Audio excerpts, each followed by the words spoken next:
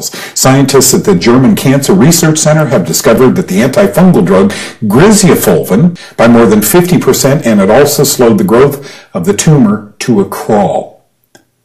Wouldn't you think, just based on those two, but there's more. The one I'm really excited about is Sporanox, the toenail fungus drug. Antifungal drug treats prostate cancer. The antifungal drug used in combination with cortisone, it was called ketoconazole or Nizoral. Look at this, antifungal agent lowers PSA levels in Medical Tribune 20 years plus ago.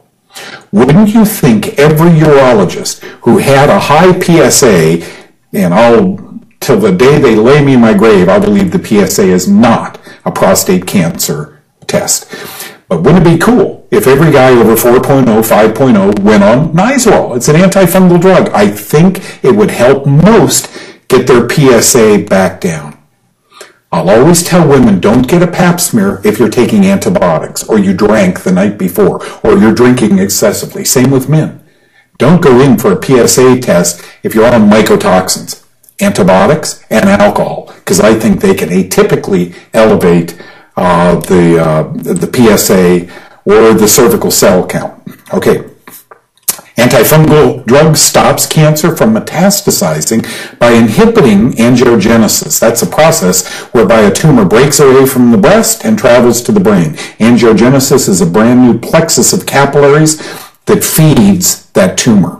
You don't want that to happen. You want to inhibit that. Here's an antifungal drug, and this is done at Johns Hopkins. Discovered to their surprise, I leave that in, that a drug commonly used to treat toenail fungus, Sporanox, could also block the growth of new blood vessels commonly seen in cancers. That's not all. Antifungal drug, skin cancer, basal cell carcinoma. If you had one of those, always talk to the dermatologist about fungus. Affect about 3 million people a year in America. A common antifungal treatment called itraconazole, once again Sporanox, may be useful in treating basal cell carcinoma. Wow. Antifungal drug treats cancer. A common, inexpensive antifungal medication has joined the ranks of drugs that may be suitable for use in treating metastatic prostate cancer, non-small cell carcinomas, as well as rarer cancers. The drug is called Sporanox. Okay, so immunity. You're talking about T and B cell immunity. Everything, not just those things.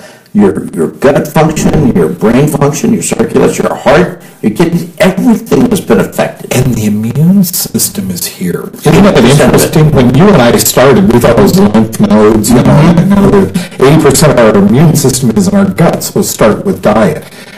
So what you're saying is, look, feel free to use antifungals. By the way, I just read clove, cinnamon.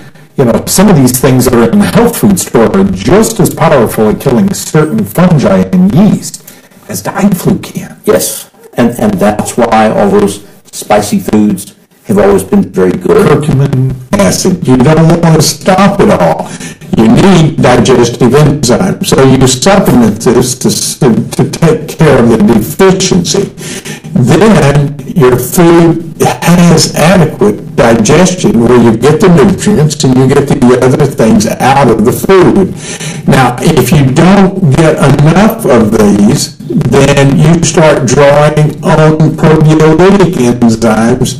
You have protease to break down protein, lipase for fats, and amylase. Aspirin may be a wonder drug when it comes to cancer as well. Aspirin, through mechanisms that we don't quite understand, although we all think it's related to decreasing inflammation, can lead to a lot of benefits in oncology. Several studies show it could reduce the risk of cancer and prevent tumors from spreading. Thought to benefit are esophageal, colorectal, colon, lung, breast, liver, prostate, and melanoma cancers. We know that it works in the early stages of malignancy, but also we're finding out that it works on the later stages of malignancy, that is in patients that already have cancer. But aspirin is not for everyone. It can be hard on the stomach, and regular use can cause bleeding or other gastrointestinal problems.